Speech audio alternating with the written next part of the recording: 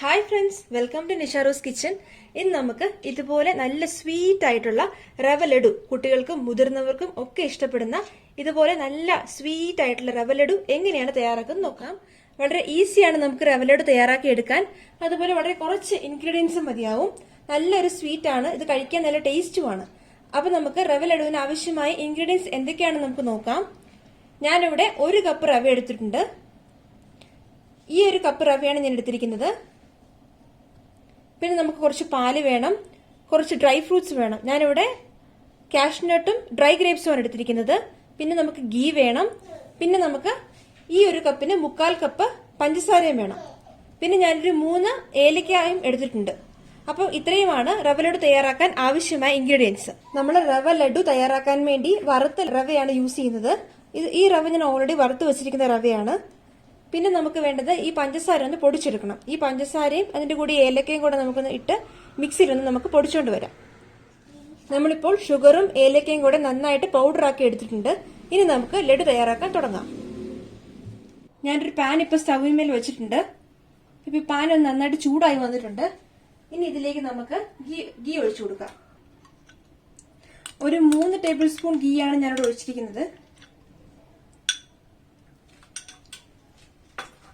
ഗീ ഒന്ന് ചൂടായി വരുമ്പോഴേക്കും നമ്മൾ എടുത്തു വെച്ചിരിക്കുന്ന ഡ്രൈ ഗ്രേപ്സും കാഷ്നട്ടും കൂടി ഇട്ട് കൊടുക്കാം. ഈ കാഷ്നട്ട് ഞാനൊന്ന് ചെറുതായിട്ട് ഇതുപോലെ ഒന്ന് കട്ട് ചെയ്തെടുത്തിട്ടുണ്ട്. ഇപ്പൊ നമുക്ക് ഗീ ചൂടായിട്ടുണ്ട്. ഇനി ഇതിലേക്ക് നമുക്കിത് ചേർത്ത് കൊടുക്കാം. ഇനി ഇതൊന്ന് നന്നായിട്ടൊന്ന് ഫ്രൈ ആയി വരുന്നവരെ നമുക്കൊന്ന് വെയിറ്റ് ചെയ്യാം.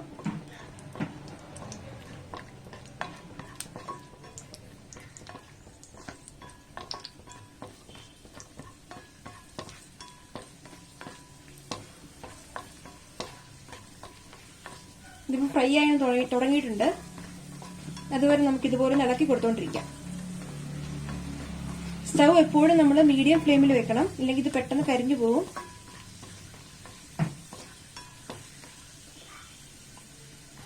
ഇപ്പോൾ ഇത് റെഡിയായി വന്നിട്ടുണ്ട്. ഇനി നമുക്ക് ഇതിലേക്ക് റവ ചേർത്ത് കൊടുക്കാം. ഓൾറെഡി ഫ്രൈ ചെയ്ത് വെച്ചേക്കുന്ന റവയാണ്. അതുകൊണ്ട് കുറച്ചൊന്ന് നമ്മളൊന്ന് ചെറുതായിട്ടൊന്ന് ഫ്രൈ ചെയ്തെടുത്താൽ മതി. ഗീയിൽ കിടന്നുണ്ടെങ്കിൽ ചെറുതായിട്ടൊന്ന് ഫ്രൈ ചെയ്തെടുത്താൽ മതി. ഓൾറെഡി ഫ്രൈ ചെയ്ത് വെച്ചേക്കുന്ന റവ ആയതുകൊണ്ട് ഒരുപാട് നമ്മൾ കുക്ക് ചെയ്തെടുക്കേണ്ട ആവശ്യമില്ല. ഇതുപോലെ ഗീയിലൊന്ന് ചെറുതായിട്ടൊന്ന് വറുത്തെടുത്താൽ മതി.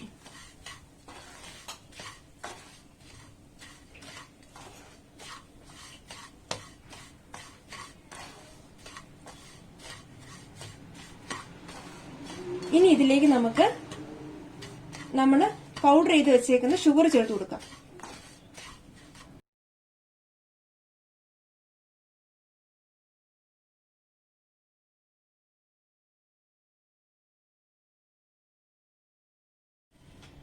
ഇപ്പോൾ നമ്മൾ ഷുഗറും ചേർത്ത് കൊടുത്തിട്ടുണ്ട്.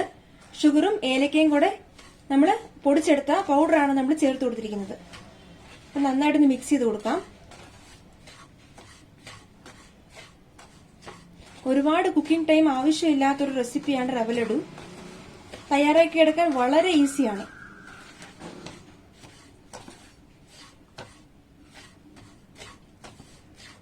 നന്നായിട്ടൊന്ന് മിക്സ് ചെയ്ത് കൊടുക്കണം. മീഡിയം ഫ്ലെയിമിലിട്ട് വേണം മിക്സ് ചെയ്യാൻ. ജസ്റ്റ് ഒരു 2 മിനിറ്റ് ഇതുപോലെ ഒന്ന് മിക്സ് ചെയ്ത് കൊടുത്താൽ മതി.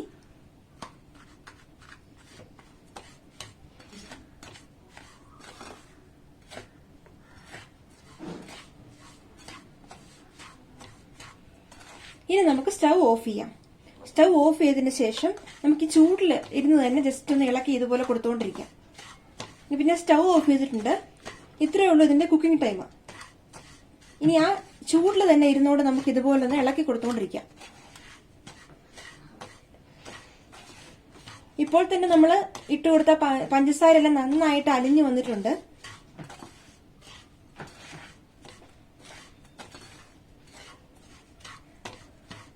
നെയ്യുടെയും ഏലക്കയുടെ ഒക്കെ നല്ലൊരു മണമാണ് ഇപ്പം വരുന്നത്. ഇപ്പൊ നന്നായിട്ട് മിക്സ് ആയി വന്നിട്ടുണ്ട്. ഇനി നമുക്ക് തണുക്കാൻ വേണ്ടി നമ്മൾ റെഡിയാക്കി വെച്ചിരിക്കുന്ന ഈ റവയുടെ മിക്സ് ഇതിലേക്ക് മാറ്റാം.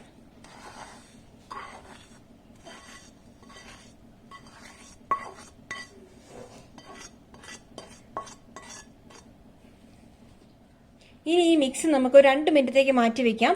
നമുക്ക് ലഡു ഉരുട്ടിയെടുക്കാൻ പാകമാകുന്ന ചൂട് വരെ നമുക്ക് ഇന്ന് മാറ്റി വെക്കാം.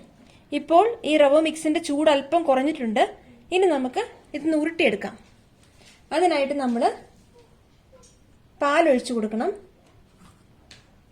നമുക്ക് കുറച്ച് പാൽ വേണം ഒഴിച്ചു കൊടുക്കാൻ. എല്ലാം കൂടെ നമുക്ക് ആദ്യം തന്നെ കംപ്ലീറ്റ് പാൽ ഒഴിക്കണ്ട. ഒരു 2 സ്പൂൺ പാല് ഒഴിച്ചതിന് ശേഷം നമ്മൾ ഇതുപോലെ ഒരറ്റത്തുനിന്ന് ഇതുപോലെ നമ്മൾ റവ ലഡു തയ്യാറാക്കി തുടങ്ങണം.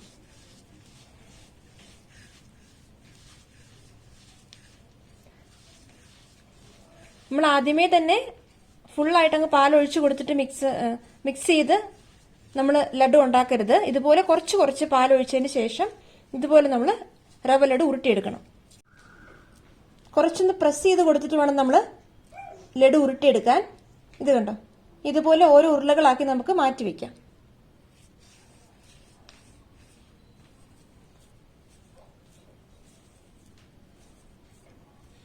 ഇതുപോലെ പാലൊഴിച്ചു കൊടുത്ത് കുറച്ചേശ്ശെ ആയിട്ട് നമ്മൾ ഇങ്ങനെ എടുത്ത് ഉരുളകളാക്കി വേണം നമ്മൾ തയ്യാറാക്കി എടുക്കാൻ. ഇതുപോലെ പ്രസ് ചെയ്ത് വേണം നമ്മൾ ഉരുളകളാക്കാൻ. അപ്പോഴത് കറക്റ്റായിട്ട് വരത്തുള്ളൂ.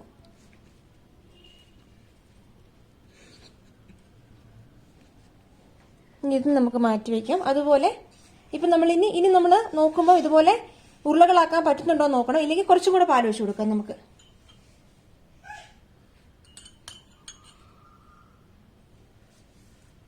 ഒരു 2 ടേബിൾ സ്പൂണ്, ഒരു 3 ടേബിൾ സ്പൂൺ പാല് നമ്മൾ ഇതുപോലെ ഒഴിച്ചു കൊടുത്താൽ മതി. അപ്പൊ നമുക്ക് മിക്സ് ചെയ്യുമ്പോൾ തന്നെ നമുക്ക് മനസ്സിലാവും എത്രത്തോളം പാല് നമുക്ക് വേണോ. മുഴുവൻ പാലും നമ്മൾ ഒറ്റയടിക്ക് ഒഴിക്കരുത്. ഇതുപോലെ കുറച്ച് ഒഴിച്ച് വേണം നമ്മൾ മിക്സ് ചെയ്തെടുക്കാൻ.